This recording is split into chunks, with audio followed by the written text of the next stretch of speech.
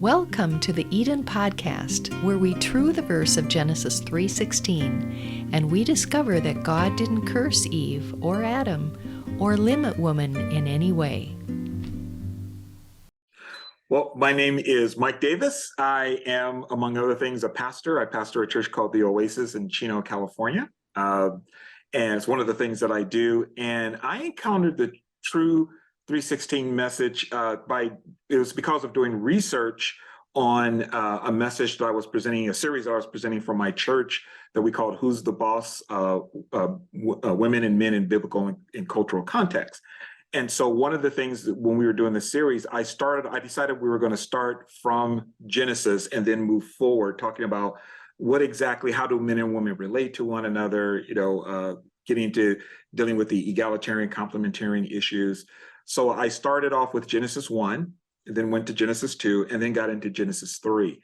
And I know that over in Genesis 3, there was talk about Eve being cursed and Adam being cursed and everything. So I wanted more research on that, because one of the things that we were doing that I sought to do in this series is really deal with the historical and cultural context.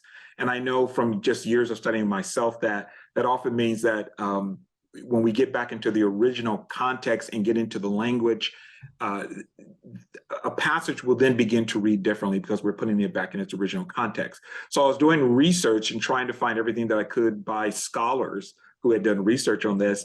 And I came across the research of your wife, I believe Joyce, and I came across Joy. I came across her research. I came across Joy's research.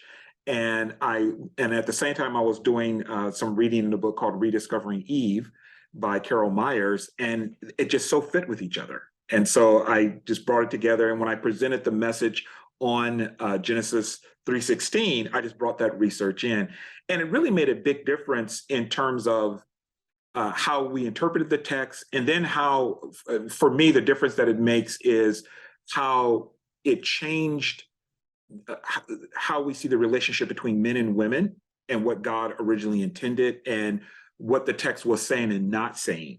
And for so many people who have been watching this series, I've been getting such feedback behind the scenes saying, thank you so much for clearing that up and making that clear. It's nice to know that we're not cursed. It's nice to know that God is not down on women. So I found it to be very liberating especially for women. I found it to be very liberating for them.